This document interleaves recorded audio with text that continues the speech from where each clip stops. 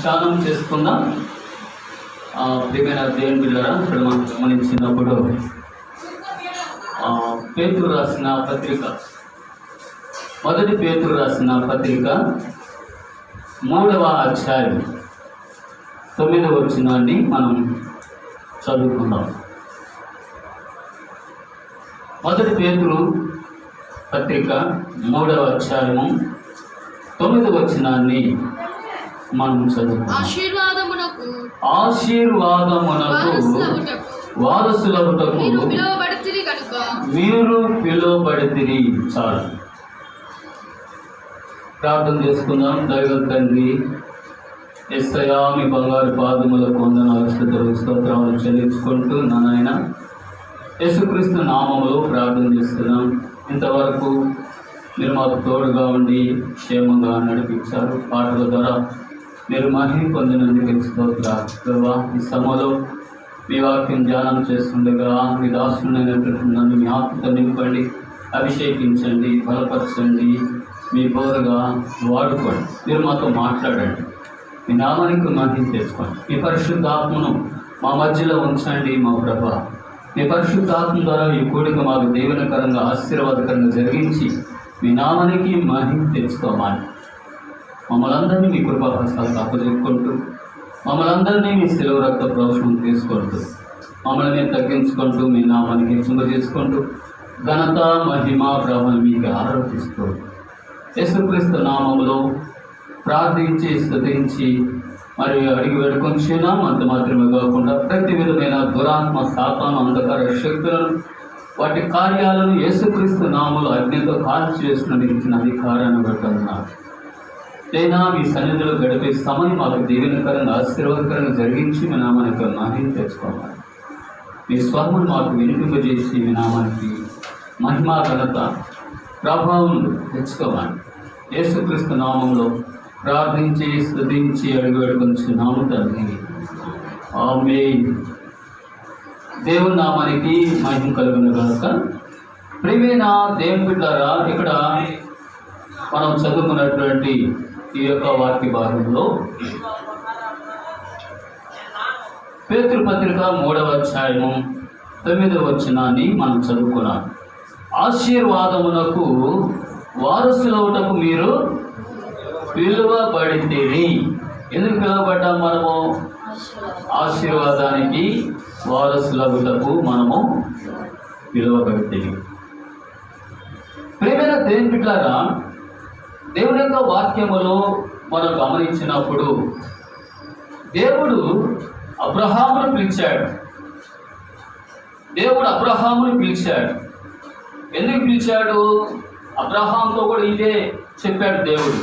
అబ్రహామా, నేను నిన్ను ఆశీర్వదిస్తాను, నేను నిన్ను ఆశీర్వదిస్తాను, నేను చూపించే దేశానికి నీవు వెళ్ళు అని దేవుడు అబ్రహాంతో మాట్లాడినట్లుగా మనం చూస్తాం. చూడండి, ఆదికాండము 12వ అధ్యాయం, ఆదికాండము 12వ అధ్యాయం మొదటి నుంచి కొన్ని మాటలు మనము చదువుకుందాం. యెహోవా, నీవు లేచి నీ దేశము నుండి, నీ బంధువుల యొద్ద నుండి, నీ తండ్రి ఇంటి నుండి బయలుదేరి నేను నీకు చూపించు దేశమునకు వెళ్ళుము. నిన్ను గొప్ప జనముగా చేసి నిన్ను ఆశీర్వదించి నీ నామమును గొప్ప చేయను. నీవు ఆశీర్వాదముగా నుండువు, నిన్ను ఆశీర్వదించే వారిని ఆశీర్వదించెదను, నిన్ను దూషించువాని శపించెదను. భూమి యొక్క సమస్త వంశములు నీ యందు ఆశీర్వదింపబడునని అబ్రాహాముతో అనగా యెహోవా అతనితో చెప్పిన ప్రకారము అబ్రాహాము వెళ్ళెను. లోతు అతనితో కూడా వెళ్ళెను. అబ్రాహాము హారాను నుండి బయలుదేరినప్పుడు 75 ఏళ్ల యువడు గలవాడు. అబ్రాహాము తన భార్య అయిన శారైని, తన సహోదరుని కుమారుడైన లోతును హారానులో తానును వారును ఆర్జించిన యావదాస్తి వారు సంపాదించిన సమస్తమైన వారిని తీసుకొని కనాను దేశమునకు వెళ్ళుటకు బయలుదేరి కనాను దేశమునకు వచ్చిరి. ఇక్కడ మనం గమనించినప్పుడు దేవుడు అబ్రహామును పిలిచాడు, అబ్రహాముతో మాట్లాడుతున్నాడు. ఏమని మాట్లాడుతున్నాడు? నీ బంధువుల యొద్ద నుండి, నీ తండ్రి ఇంటి నుండి బయలుదేరి నేను నీకు చూపించు దేశమునకు వెళ్ళము. నిన్ను గొప్ప జనముగా చేసి నిన్ను ఆశీర్వదించి నీ నామమును గొప్ప చేయుదును. నీవు ఆశీర్వాదముగా నుందువు. నిన్ను ఆశీర్వదించువాని ఆశీర్వదించేదను. చూసారా, ఇక్కడ దేవుడు అబ్రహాముతో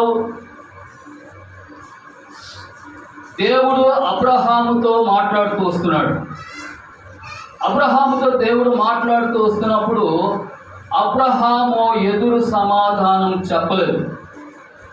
అబ్రహాము దేవుని స్వరమును విని ఆయన స్వరానికి, ఆయన మాటకు లోబడి బయలుదేరి వెళ్ళాడు. అంతేగాని ఇక్కడ అబ్రహాము మాట్లాడినట్లుగా ఏమీ లేదు. దేవుడు మాట్లాడినట్లుగా మనం చూస్తున్నాం. దేవుని మాటకు లోబడ్డాడు, దేవుని మాట విన్నాడు, దేవునికి విధేయత చూపించాడు. ఎందుకని? అబ్రహామా, నేను నిన్ను ఆశీర్వదిస్తాను అన్నాడు. ఇక్కడ దేవుడు ఆశీర్వదిస్తానంటే అది అన్నిటికీ ఆశీర్వాదమే. కాబట్టి ప్రియమైన దేవుని బిడ్డలారా, అందుకే దేవుని వాక్యం ఏం చెప్తుందంటే ఆశీర్వాదానికి వారసులవుటకు మీరు పిలువబడితిరి. మనం దేనికోసం పిలువబడ్డామంటే మనము ఆశీర్వాదానికి వారసులవుటకు మనము పిలువబడ్డాం. ఎవరు పిలిచారు మనల్ని? దేవుడు పిలిచాడు. కాబట్టి మనము ఆశీర్వదించబడినటువంటి వారము. కాబట్టి దేవుడు ఇక్కడ అబ్రహామును కూడా పిలిచాడు. అబ్రహామా, నేను చూపించే దేశానికి నీవు వెళ్ళము, నేను అక్కడ నిన్ను ఆశీర్వదిస్తాను అని అన్నాడు. అంతే, నోరు మెదపలేదు, తిరిగి ఏ మాట కూడా అనలేదు అబ్రహాం. దేవుని మాట విన్నాడు, దేవుని స్వరాన్ని విన్నాడు, దేవునికి లోబడ్డాడు. అక్కడి నుంచి బయలుదేరి ఎక్కడికి వచ్చాడు? ఎక్కడికి వచ్చాడు? దేవుడు తనకు చూపించిన దేశానికి ఆయన వచ్చాడు. దేవుడు ఆయన ఏం చేశాడు? ఆశీర్వదించాడు. ప్రియమైన దేవుని ద్వారా అబ్రహామును దేవుడు ఆశీర్వదించినటువంటి విధానం ఎలాంటిది అని అంటే చూడండి, 13వ అధ్యాయం 1-2 వచనాలు చదువుకుందాం. అబ్రాము తనకు కలిగిన సమస్తమును, తన భార్యను, తనతో కూడనున్న లోతును వెంట పెట్టుకొని ఐగుప్తులో నుండి నెగెబునకు వెళ్ళెను. అబ్రాము వెండి బంగారము పశువులు కలిగి బహు ధనవంతుడై ఉండెను. చాలండి. ఏముంది? అబ్రహాముకి ఏమున్నాయి?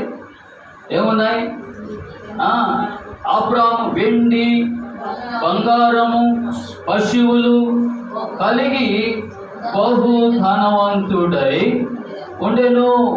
సరే, కాబట్టి దేవుడు చెప్పినట్లుగా అబ్రహాము విన్నాడు, అబ్రహాము మాటకు లోబడ్డాడు. అందుకే దేవుడు ఆయన ఏం చేశాడు? ఆశీర్వదించాడు. ఎంతగా ఆశీర్వదించాడు? వెండి బంగారము. చూసారా, వెండి బంగారము తర్వాత పశువులు కలిగి బహు ధనవంతుడై ఉండెను. పశువులు కలిగి, పశువులు అంటే పాడి. పశువులు ఏ ఇంట్లో అయితే ఉంటాయో ఆ ఇంట్లో ఏముంటది? పాలుంటాయి, పెరుగుంటుంది, మజ్జిగ ఉంటాయి, వెన్న ఉంటుంది, నెయ్యి ఉంటుంది. చూసారా? ఇవన్నీ కూడా మరి ధనవంతుడుగా ఉన్నటువంటి అబ్రహాము ఇవన్నీ కలిగి ఉన్నాడు. అర్థమైందా? ఆయనకి వెండి ఉంది, ఆయనకు బంగారు ఉంది, ఆయనకు ధనం ఉంది, పశువులు ఉన్నాయి. ఇంకేం తక్కువ ఆయనకి? తర్వాత ఆయనకు బహుమంది పనివారు ఉన్నట్లుగా మనము చూడగలుగుతాం. కాబట్టి ఇవన్నీ ఎక్కడి నుంచి వచ్చాయి? ఆయనకు, అబ్రహాముకి ఎక్కడి నుంచి వచ్చాయి? దేవుడు చెప్పాడు. దేవుడు చెప్తే ఆయన తప్పకుండా చేస్తాడు. కాబట్టి ప్రియమైన దేవుని బిడ్డలారా, అబ్రహాము అంతగా ఆశీర్వదించబడడానికి కారణం ఏంటంటే దేవుని మాటకు విధేయత చూపించాడు. ఆయన మాట ఎవరైతే వింటారో, ఆయన మాటకు ఎవరైతే లోబడతారో వారిని దేవుడు ఏం చేస్తాడు? ఆశీర్వదిస్తాడు. చూడండి, ద్వితీయోపదేశకాండం 28వ అధ్యాయం మొదటి 2 వచనాలు మనం చదివితే అక్కడ కూడా ఈ మాటలు రాసినాయి. దేవుని మాటలు శ్రద్ధగా విని ఆయన ఆజ్ఞలను పాటించిన ఎడల. చదవండి. నీవు నీ దేవుడైన యెహోవా మాట శ్రద్ధగా విని నేడు నేను నీవు ఆజ్ఞాపించిన ఆయన ఆజ్ఞలన్నింటినీ నీవు అనుసరించి నడుచుకొని ఎడల నీ దేవుడైన యెహోవా భూమి మీదనున్న సమస్త జనముల కంటే నిన్ను హెచ్చించును. నీవు నీ దేవుడైన యెహోవా మాట వినిన ఎడల ఈ దీవెనలన్నీ నీ మీదికి వచ్చి నీకు ప్రాప్తించును. సరే, నీవు పట్టణములో దీవించబడదు, పొలములో దీవించబడదు. నీ గర్భఫలం, నీ భూఫలం, నీ పశువుల మందలు, నీ దుక్కుటి ఎద్దులు, నీ గొర్రె మేకలు దీవింపబడతారు. చూసారా? దేవుని మాట వింటే, ఆయన ఆజ్ఞలను పాటించినట్లయితే, ఆయన ఆజ్ఞలన్నిటిని అనుసరించి నడుచుకున్న ఎడల ఈ దీవెనలన్నీ నీ మీదకు వచ్చి నీకు ప్రాప్తించాను. కాబట్టి దేవుని యొక్క మాట ఎవరైతే వింటారో, ఎవరైతే ఆయన మాటకు లోబడతారో వారందరినీ దేవుడు ఏం చేస్తాడు? ఆశీర్వదిస్తాడు. కనుక ఇక్కడ మనం గమనించినప్పుడు ప్రియమైన దేవుని బిడ్డలారా, అబ్రహామును దేవుడు ఆశీర్వదించాడు. ఎందుకు ఆశీర్వదించాడు అబ్రహామును? దేవుని మాట విన్నాడు కాబట్టి, దేవునికి లోబడ్డాడు కాబట్టి, దేవునికి విధేయత చూపించాడు కాబట్టి దేవుడు అబ్రహామును ఆశీర్వదించాడు. అయితే దేవుడు అబ్రహామును ఆశీర్వదించినంత కాలము అబ్రహాము ఏం చేస్తున్నాడు అనంటే, దేవునికి 10వ భాగము ఆయన ఇచ్చేటువంటి వాడుగా ఉన్నాడు. సరే, చూడండి, ఆదికాండము 14వ అధ్యాయం 18వ వచనం. ఆదికాండము 14వ అధ్యాయము 18వ వచనము. మరియు షాలేము రాజైన మెల్కీసెదెకు రొట్టెను ద్రాక్షారసమును తీసుకొని వచ్చెను. అతడు సర్వోన్నతుడగు దేవునికి యాజకుడు. అప్పుడు అతడు అబ్రాహామును ఆశీర్వదించి ఆకాశమునకును భూమికిని సృష్టికర్త సర్వోన్నతుడైన దేవుని వలన అబ్రాహాము ఆశీర్వదింపబడును గాక అనియు నీ శత్రువులను నీ చేతికి అప్పగించిన సర్వోన్నతుడకు దేవుడు స్తుతింపబడును గాక అనియు చెప్పెను. అప్పుడు అతడు అన్నిటిలో ఇతనికి 10వ వంతు ఇచ్చెను. 10వ వంతు అంటే దశమ భాగం. ఎవరికి ఇచ్చాడు? దేవునికి ఇచ్చాడు. అది ఇక్కడ మనం గమనించినప్పుడు షాలేము రాజైన మెల్కీసెదెకు రొట్టెను ద్రాక్షారసమును తీసుకొని వచ్చును. చూసారా? ఎవరి దగ్గర తీసుకొచ్చాడు? అబ్రహాము దగ్గరకు తీసుకొచ్చాడు. ఏం తీసుకొచ్చాడు? రొట్టెను ద్రాక్షారసమును. ప్రియమైన దేవుని బిడ్డలారా, ఈ రొట్టె, ఈ ద్రాక్షారసము ప్రభు అయినటువంటి యేసుక్రీస్తు వారి శరీరమునకు, ఆయన రక్తమునకు సాదృశ్యముగా ఉన్నది. ఏముంది? మెల్కీసెదెకు ఏం తెచ్చాడు? అబ్రహాంకి ఒక రొట్టెను ద్రాక్షారసమును తీసుకొచ్చాడు. ఈ రొట్టె దేనికి సాదృశ్యంగా ఉందంటే యేసుక్రీస్తు ప్రభు వారికి సాదృశ్యంగా ఉంది. యేసు ప్రభు వారి యొక్క శరీరానికి సాదృశ్యం. ఎందుకంటే ఇక్కడ మనం గమనించినప్పుడు దేవుని యొక్క వాక్యములో, క్రొత్త నిబంధన గ్రంథములో మనం గమనించినప్పుడు ప్రభువైన యేసు తాను అప్పగించబడిన రాత్రి ఒక రొట్టెను పట్టుకొని కృతజ్ఞతాస్తుతులు చెల్లించి విరిచి, ఇది అనేకుల కొరకైన విరవబడిన నా శరీరం, నన్ను జ్ఞాపకం చేసుకున్నకై దీన్ని చేయడని చెప్పాను. ఎందుకంటే యేసుక్రీస్తు ప్రభు వారు ఆయన శిలువ మరణానికి మరి అప్పగించబడే ముందు ఆ ప్రభురాత్రి భోజనం చేసేటప్పుడు ఈ మాటలు చెప్పాడు. చూసారా? మరలా ఏం చేశాడు? ఆయన ఆ రొట్టెను ఆయన శరీరంగా పోల్చి చెప్పి తర్వాత ఏం చేశాడు? వారందరూ తిన్న తర్వాత ఆయన ఒక పాత్రను ఎత్తుకొని కృతజ్ఞతాస్తుతులు చెల్లించి, ఇది అనేకుల కొరకు పాప క్షమాపణ నిమిత్తము చిందించబడుచున్న నిబంధన రక్తం, నన్ను జ్ఞాపకం చేసుకుంటకాయ దీన్ని చేయుడని చెప్పాను. కాబట్టి ఆ రీతిగా యేసుక్రీస్తు ప్రభు వారు ఆయన శిలువకు అప్పగించబడే మునుపు ఆయన ప్రభురాత్రి భోజనాన్ని ఆయన శిష్యులకు అనుగ్రహించినట్లుగా మనం చూడగలుగుతున్నాం. కాబట్టి ఆయన శరీరము తిని ఆయన రక్తమును త్రాగువాడు నిత్యజీవము గలవాడు. చూడండి, యోహాను సువార్త 6వ అధ్యాయం, యోహాను సువార్త 6వ అధ్యాయం 50 వచనం నుండి చదువుదాం. యోహాను సువార్త 6వ అధ్యాయం 50 వచనం చదువుదామా?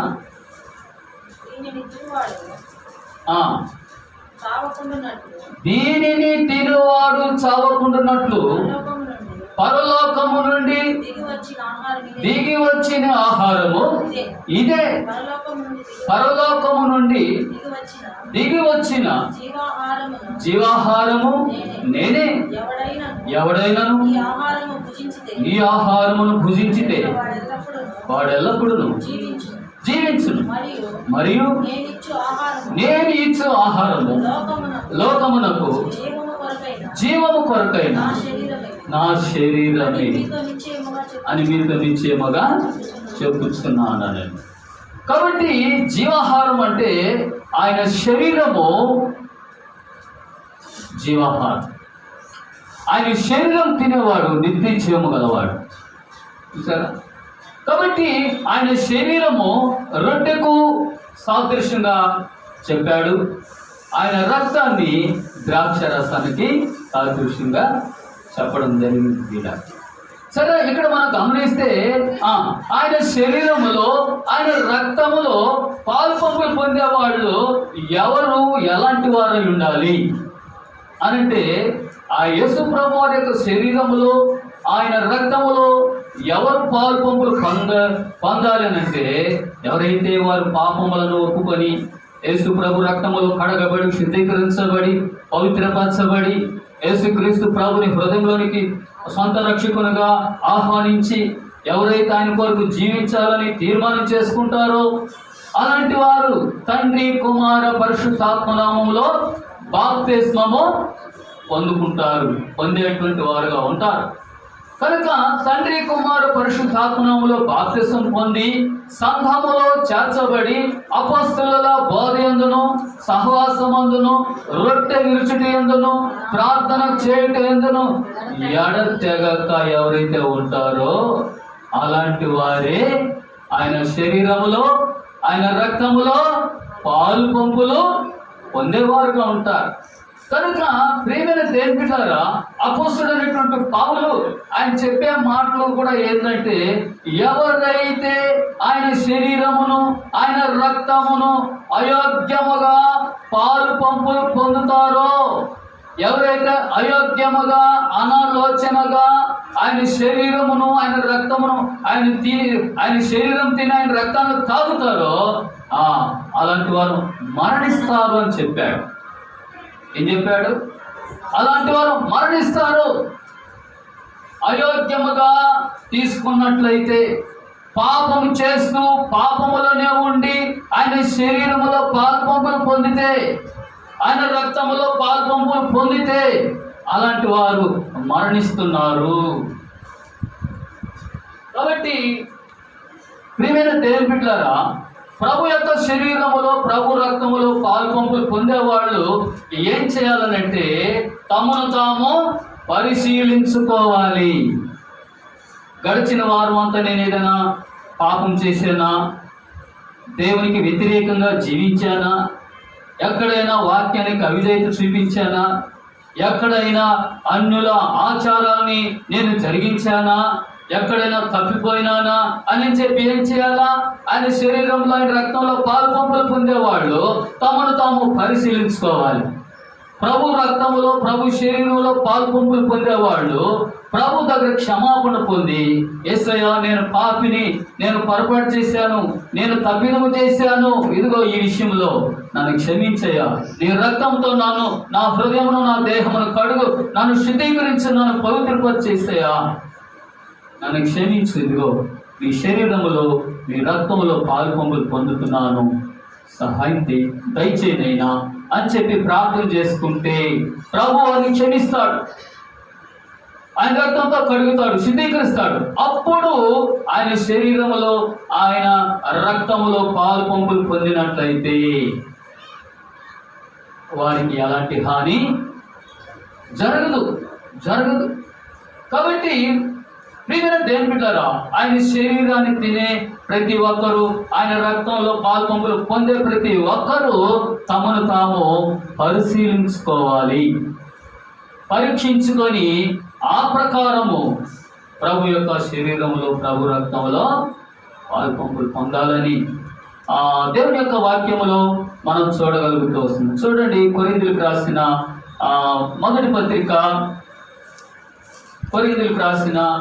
మొదటి పత్రికలో మనం ఒక మాటను జ్ఞాపకం చేసుకుందాం. అపోస్తలుడైనటువంటి పౌలు ఆయన చెప్తున్నటువంటి మాట,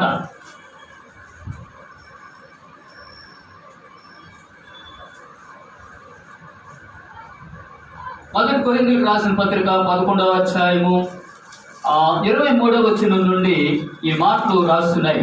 నేను మీకు అప్పగించిన దానిని ప్రభు వలన పొంది తిని, ప్రభువైన యేసు తాను అప్పగింపబడిన రాత్రి ఒక రొట్టెని ఎత్తుకొని కృతజ్ఞతాస్తులు చెల్లించి దానిని విరిచి, ఇది మీ కొరకైన నా శరీరం, నన్ను జ్ఞాపకం చేసుకుంటుగా దీన్ని చేయుడని చెప్పాను. ఆ ప్రకారమే భోజనమైన పిమ్మట ఆయన పాత్రను ఎత్తుకొని, ఈ పాత్ర నా రక్తమునైనా కృత నిబంధన, మీరు దీనిలోని త్రాగునప్పుడల్లా నన్ను జ్ఞాపకం చేసుకుంటుగా దీన్ని చేయుడని చెప్పాను.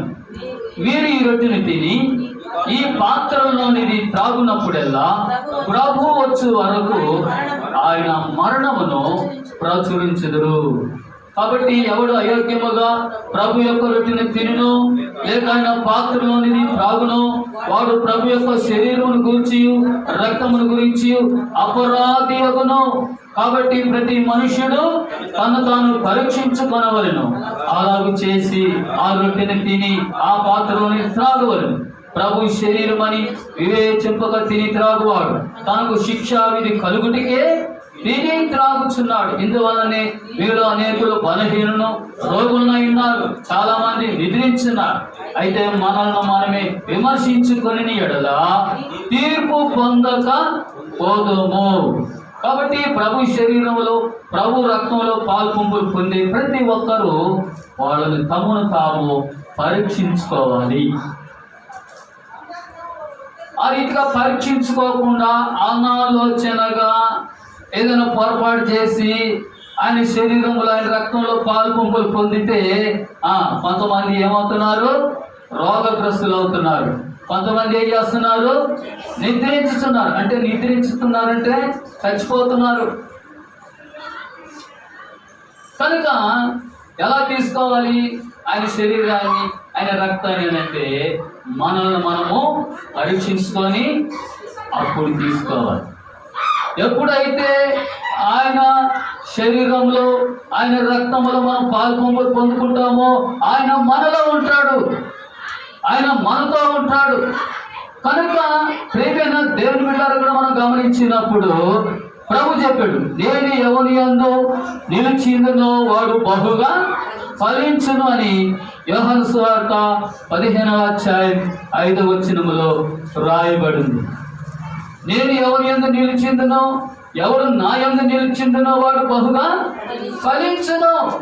కాబట్టి ప్రభు మనలో ఉండాలంటే మనము ఆయన శరీరంలో ఆయన రక్తములో యోగ్యంగా పాల్పొంపులు పొందేటువంటి వారు ఉండాలి.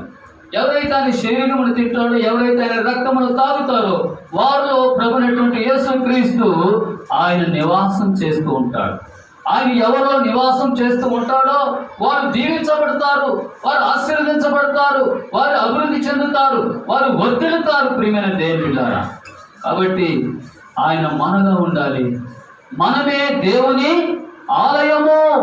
ఎవరంటే మనము దేవుని ఆలయం. అందుకే అపోస్తలుడైన పౌలు అన్నాడు 1 కొరింథీ 3వ అధ్యాయం 16వ వచనములో, మీరు దేవుని ఆలయమై ఉన్నారని, దేవుని ఆత్మ మీలో నివసించుచున్నాడని మీరు ఎరుగరా? మీరు మీ సొత్తు కాదు అన్నాడు. చూసారా? కాబట్టి ఆయన మనలో నివాసం చేస్తూ ఉన్నాడు, ఆయన మనలో ఉంటున్నాడు.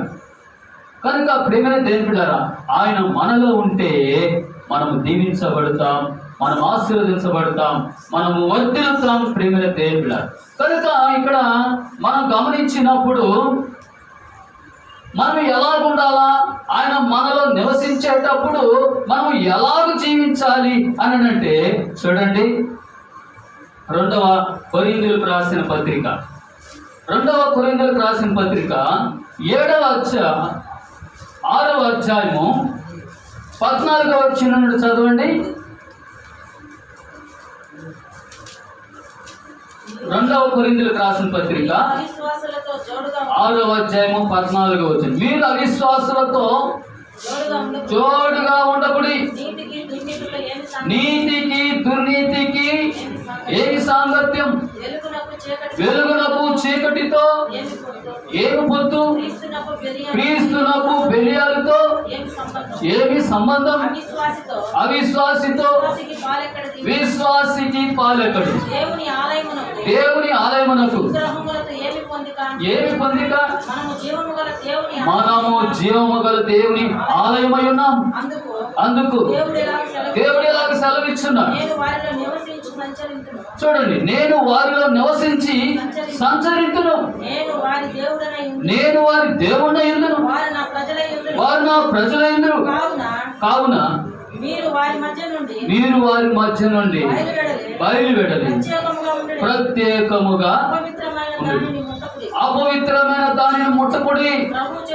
ప్రభు చెప్పుచున్నాడు, మరియు నేను మిమ్మల్ని చేర్చుకుందు, మీకు తండ్రినై ఉందును, మీరు నాకు కుమారులను కుమార్తెలనై ఉందురు.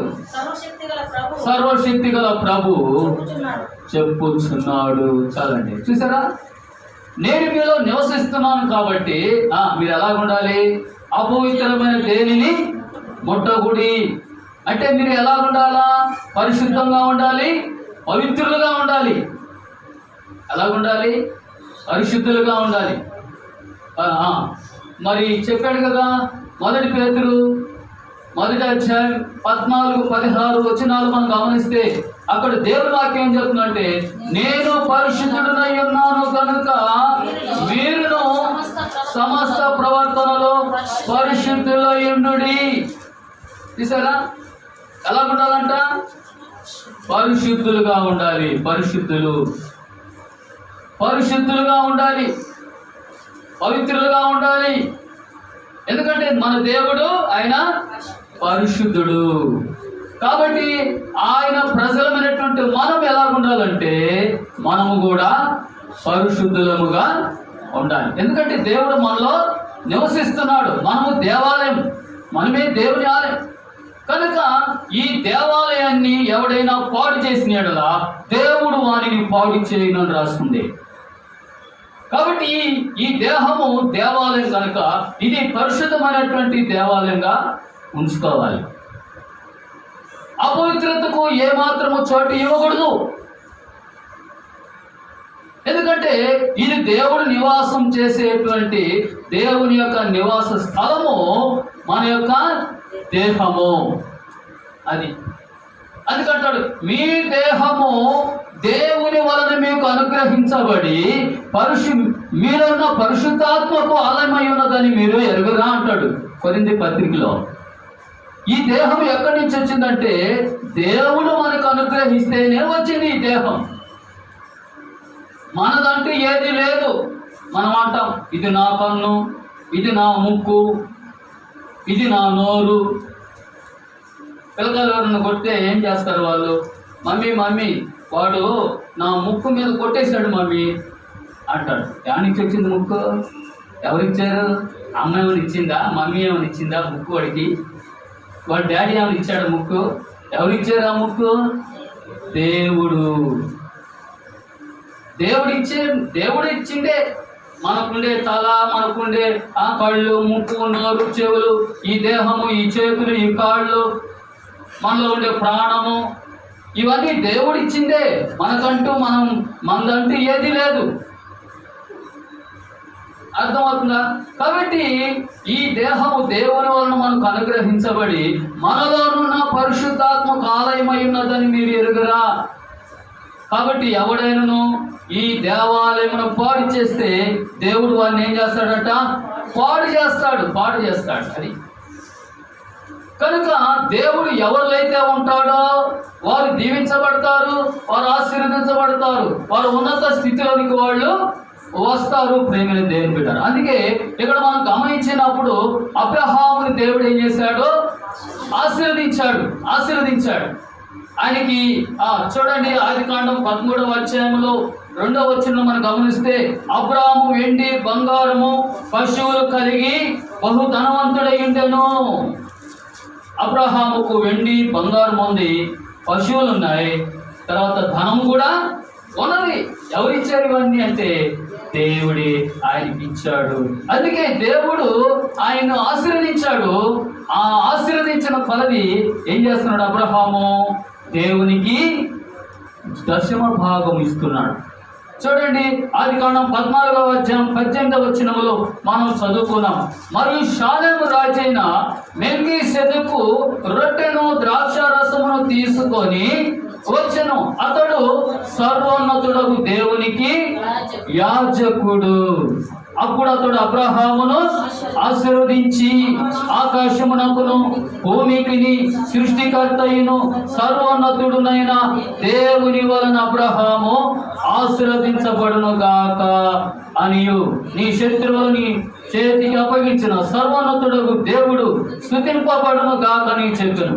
అప్పుడు అతడు అన్నిటిలో అతనికి 10వ వంతు ఇచ్చెను. సరే, ఎవరు ఆశీర్వదించారు? ఆయన షాలేం రాజు, మెల్కీసెదెకు. షాలేం రాజు అబ్రహామును ఏం చేశాడు? ఆశీర్వదించాడు. దైవ సేవకుడు, దైవజనుడు, దైవ సేవకుడు, దేవుని యాజకుడు షాలేం రాజు అబ్రహామును ఏం చేశాడంట? ఆశీర్వదించాడు. దేవుని సేవకుడు ఆశీర్వదిస్తే అది దేవుడు ఆశీర్వదిస్తాడు. సరే, కాబట్టి అబ్రహాము అన్నిటిలో దేవునికి ఏం చేశాడు? 10వ భాగం ఇచ్చాడు. 10వ భాగం ఇచ్చాడు. ఈ యొక్క 10వ భాగము మెల్కీసెదెక్, ఆయన షాలెం రాజు ఆ 10వ వంతు తీసుకున్నాడు. అబ్రహామును ఏం చేశాడు? ఆశీర్వదించాడు. అబ్రహాము ఆశీర్వదించిన కొలది దశమ భాగం దేవునికి ఇస్తున్నాడు. ఇచ్చే కొలది అబ్రహాముని దేవుడు ఏం చేస్తున్నాడు? ఆశీర్వదిస్తూ వస్తున్నాడు. కానీ అబ్రహాముని గురించి అబ్రహాము దాసుడైనటువంటి ఎలియాజరు ఏం చెప్తున్నాడో చూడండి.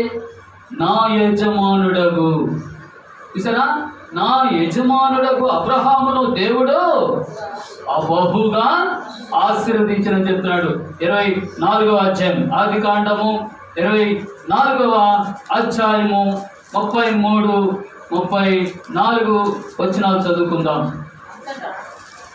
అతనికి భోజనము పెట్టించను గాని అతడు నేను వచ్చిన పని చెప్పక మునుపు భోజనం చేయనగా లాభాను చెప్పుమని అంతటా అతడిట్ల నేను అబ్రహాము దాసుడను, యెహోవా నా యజమానుని బహుగా ఆశీర్వదించెను కనుక అతడు గొప్పవాడాయను. అతనికి గొర్రెలను, గొడ్లను, వెండి బంగారములను, దాసి జనములను, ఒంటెలను, గాడిదలను దయచేసెను. చూసారండి, ఎవరు చెప్తున్నారు? ఎవరు చెప్తున్నారు ఈ మాట? అబ్రహాము దాసుడు. ఇబ్రహీం అంటాం కదా, ఇబ్రహీమే అబ్రహాం. సరే, ఈ అబ్రహాము యొక్క దాసుడు, ఆయన పేరు ఎలియాజరు. ఈ ఎలియాజరు చెప్తూ ఉన్నాడు, నా యజమానుడు అబ్రహామును దేవుడైన యెహోవా బహుగా ఆశీర్వదించాను. ఎందుకు ఆశీర్వదించాడు బహుగా?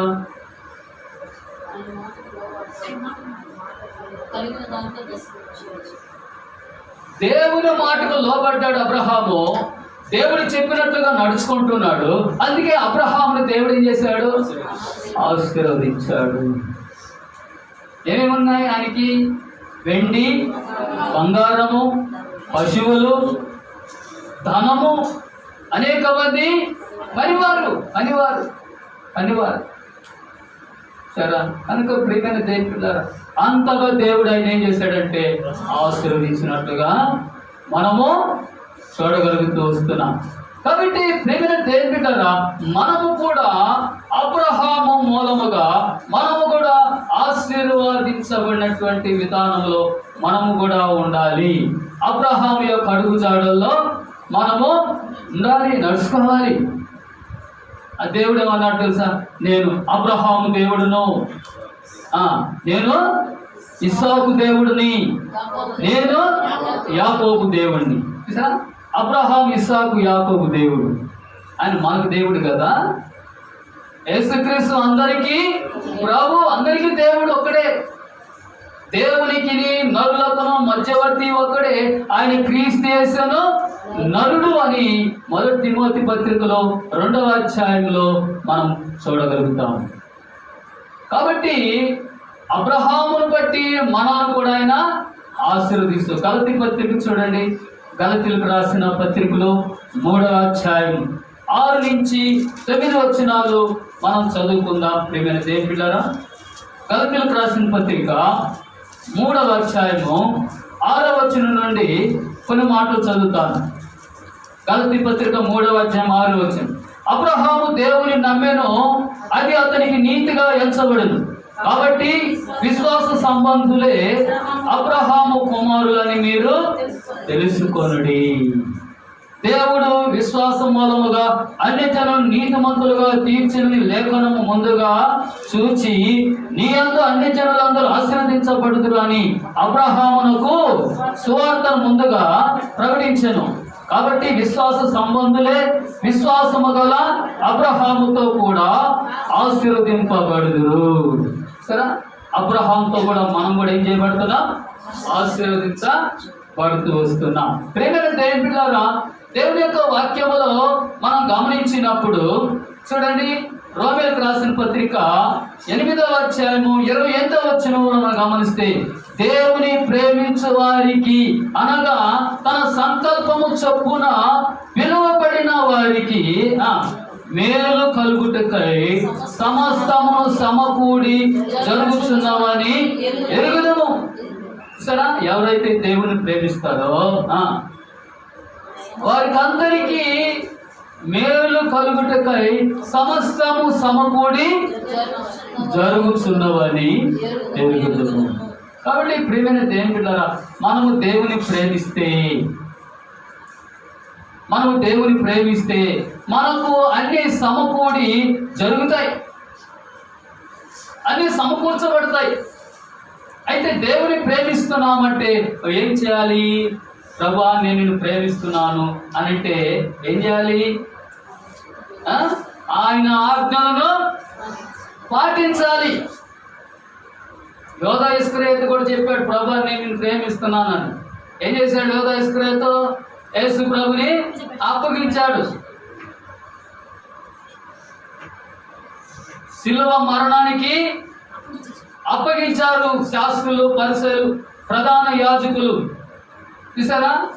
కాబట్టి ప్రియమైన దేవుని బిడ్డలారా, యోధా ఇస్కరియోతు యేసు ప్రభుతో తిన్నాడు, యేసు ప్రభుతో తిరిగాడు, యేసు ప్రభు శిష్యుడు అని చెప్పుకున్నాడు. యేసు ప్రభువాన్ని నేను ప్రేమిస్తున్నానయ్యా అన్నాడు. ఆఖరికి ఏం చేశాడు? శిలువకి అప్పగించేశాడు. శాస్త్రులు, ప్రధాన యాజకులకు అప్పగించాడు 30,000 నాణ్యాలు.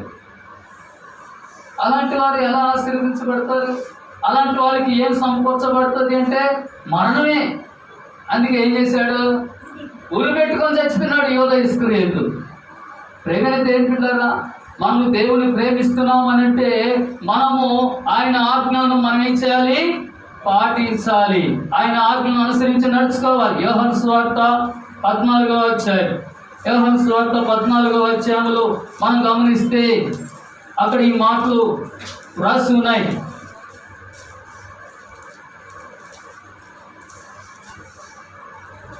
యోహాను సువార్త 14వ అధ్యాయం 21వ వచనం నుండి చదువుతాను. నా ఆజ్ఞలను అంగీకరించి వాటిని గైకొనవాడే నన్ను ప్రేమించువాడు నా తండ్రి వలన ప్రేమింపబడును, నేను వాడిని ప్రేమించి వారికి నన్ను కనబరుచుకుందని చెప్పాను. చూసారా? 23వ వచనం, యేసు ఒకడు నన్ను ప్రేమించిన యెడల వాడు నా మాట గైకొనును, అప్పుడు నా తండ్రి వారిని ప్రేమించును, మేము వారి యొద్దకు వచ్చి వారి యొద్ద నివాసము చేతుము. చూసారా? మేము వారి యొద్దకు వచ్చి వారి యొద్ద మేము నివాసం చేస్తాం. ఎవరెవరు? తండ్రి, కుమార, పరిశుద్ధాత్మ, త్రియేక దేవుడు.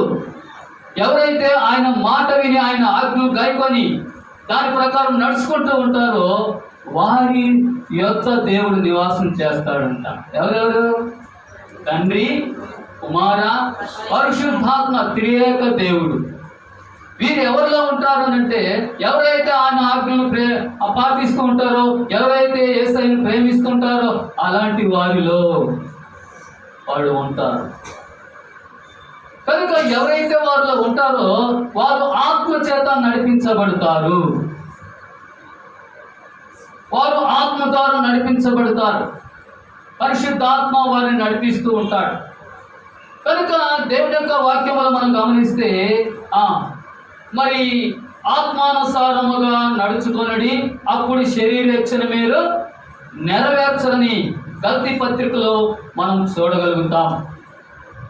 ఆత్మానుసారంగా ఎవరైతే నడుచుకుంటారో వారు శరీర కార్యములను జయిస్తారు ప్రియులారా.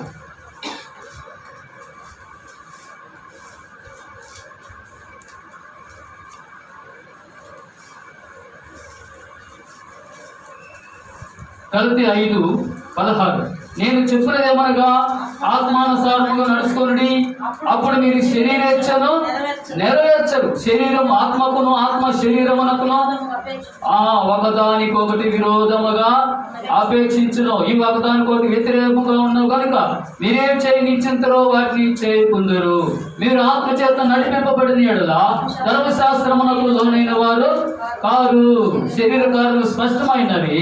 అవేమనగా జారత్వము, అపవిత్రత, కాముకత్వము, విగ్రహారాధన, అభిచారము, ద్వేషములు, కలహము, మత్సరము, క్రోధములు, కక్షలు, భేదములు, విమతములు, అసూయలు, మతతలు, అల్లరితో కూడిన ఆటపాటలు మొదలైన వీటిని గురించి నేను మనకు చెప్పిన ప్రకారము ఇటు వాటిని చేయవారు దేవుని రాజ్యమును స్వతంత్రించుకొనరని మీతో స్పష్టముగా చెప్తున్నాను. అయితే ఆత్మ ఫలమేమనగా ప్రేమ, సంతోషము, సమాధానము, దీర్ఘశాంతము, దయాళత్వం, మంచితనం, విశ్వాసము, సాత్వికము, ఆశ నిగ్రహం. ఇటు వాటికి విరోధమైన నియమమేది లేదు. క్రీస్తు యేసు సంబంధులు శరీరమును దాని ఇచ్చలతోనూ దురాశలతోనూ సిలువ వేసి ఉన్నారు. కాబట్టి ప్రియమైన దేవుని బిడ్డలు ఇక్కడ మనం గమనించినప్పుడు శరీరమును జయించాలి అంటే మనము ఆత్మానుసారంగా నడుచుకోవాలి. కాబట్టి ప్రియమైన దేవుని బిడ్డలారా ఇక్కడ మనం గమనించినప్పుడు మరి దేవుని యొక్క ఆత్మ చేత ఎందరైతే నడిపించబడతారో వారి దేవుని కుమారులు అని ఇక్కడ వ్రాయబడి ఉన్నది. దేవుని యొక్క వాక్యములో మనం గమనిస్తే అబ్రహామును ఆశీర్వదించినటువంటి దేవుడు నిన్ను నన్ను ఆశీర్వదించడానికి, నిన్ను నన్ను ధనవంతుడిగా చేయడం కోసమే యేసు ప్రభు దరిద్రుడిగా ఈ లోకానికి వచ్చాడంట. చూడండి, 2 కొరింథీయులకు రాసిన పత్రిక 8వ అధ్యాయము 9వ వచనం. 2 కొరింథీయులకు రాసిన పత్రిక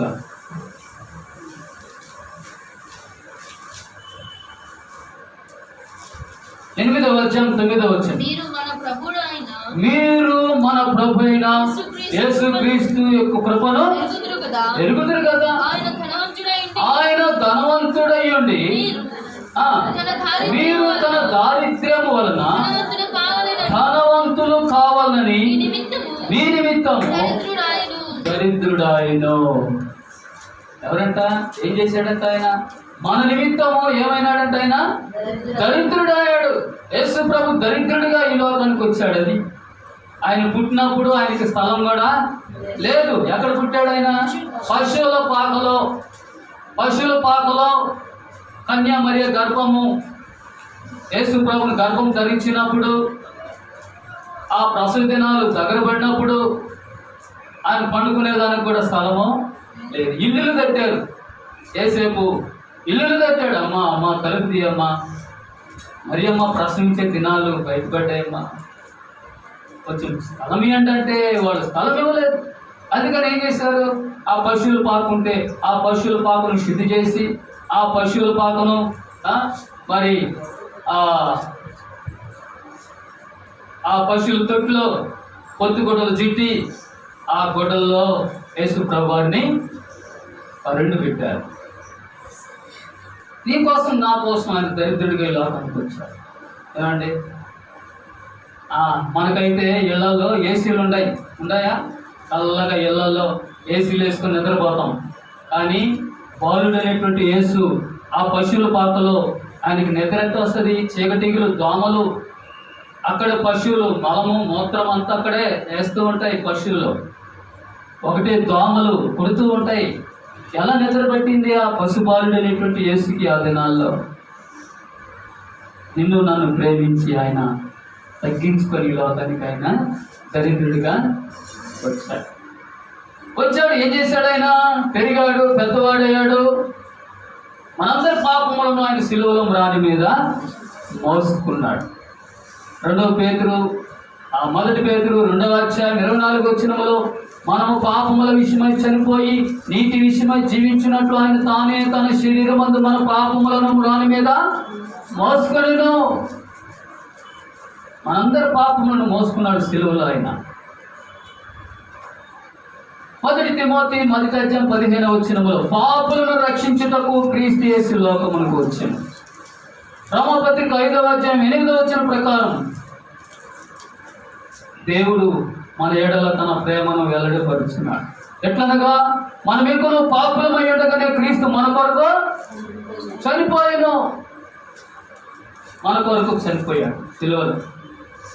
1 కొరింథీ 15:3వ వచనం ప్రకారం లేఖనముల ప్రకారం ఆయన మృతి పొందెను, సమాధి చేయబడను, లేఖనముల ప్రకారం తిరిగి 3వ దినమున లేపబడ్డాడు. సమాధిని జయించాడు, మరణమును జయించి ఆయన లేచాడు. ప్రేమైన దేవుని బిడ్డలారా, కాబట్టి ఆయన ప్రాణాన్ని మన కొరకు ఏం చేశాడైనా పానార్పణముగా. కనుక దేవుని యొక్క వాక్యములో మనం గమనించినప్పుడు ప్రేమైన దేవుని బిడ్డలారా, మనము ఆయనకు ఇవ్వవలసింది ఏంటంటే మన హృదయాన్ని ఆయనకు ఇవ్వాలి, మన దేహాన్ని ఆయనకి ఇవ్వాలి, మన సమయాన్ని ఆయనకి ఇవ్వాలి, ఆయన పరిచర్య మనము జరిగించాలి.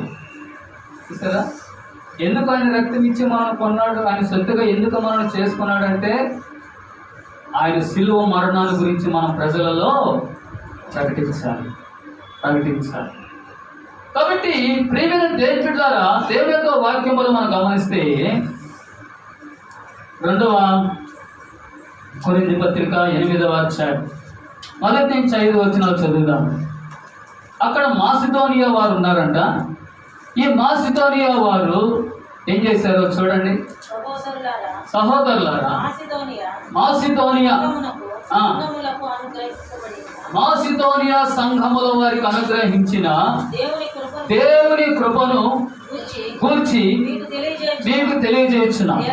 ఎలాగనగా వారు బహు శ్రమల వలన పరీక్షింపబడగా అత్యధికముగా సంతోషించారు. అక్కడ కాదు ఏమొచ్చాయి, మాసిదోనియా సంఘాల వారికి ఏమొచ్చాయండి? శ్రమలు వచ్చాయి. మాసిదోనియా సంఘముల వారికి ఏమొచ్చాయి? శ్రమలు వచ్చాయి. దేవుని నమ్ముకున్న ప్రతి ఒక్కరికి శ్రమలు వస్తాయి. ఎవరైతే శిలువకు సాక్షులుగా జీవిస్తారో అలాంటి వారికి శ్రమలు వస్తాయి, కష్టాలు వస్తాయి, నిందలు వస్తాయి, అవమానాలు వస్తాయి, బాధలు వస్తాయి. అయినా కూడా దేవుడు మనకు తోడుగా ఉన్నాడు. ఈ లోకంలో శ్రమలు రాకపోతే మనకు పరలోక రాజ్యం లేదు. ఈ లోకంలో ఎవరైతే సుఖంగా సంతోషంగా ఏ చీకు చింత లేకుండా ఆనందంగా ఉంటారో వాళ్ళు ఎక్కడుంటారండి? అగ్నిగుండంలో ఉంటారు. ధనవంతుడు ఎక్కడున్నాడు? ధనవంతుడు అగ్నిగుండంలో యాత్ర పడుతున్నాడు.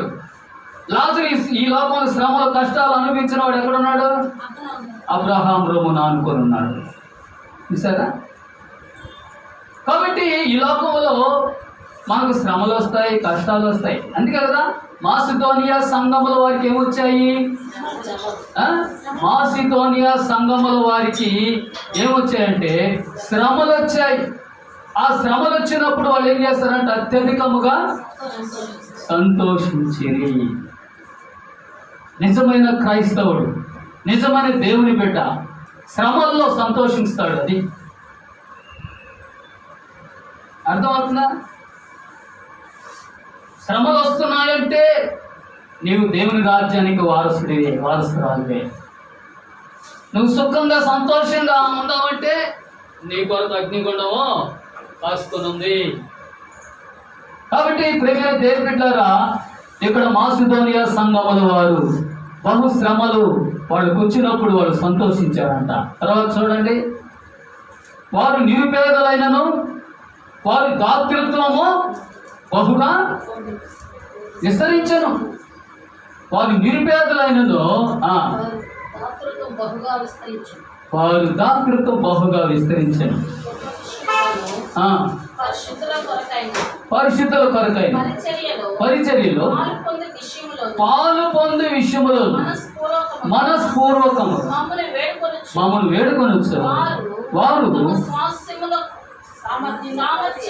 తమ సామర్థ్యము కొలది కాక సామర్థ్యము కంటే ఎక్కువగాను తమంతట తామే ఇచ్చిరని మీకు సాక్ష్యం ఇచ్చున్నాను. చూసారా, మాసిదోనియా సంఘముల వారు దేవుని సేవ కొరకు వాళ్ళు ఆర్థికంగా సహాయం చేసినటువంటి వాడు.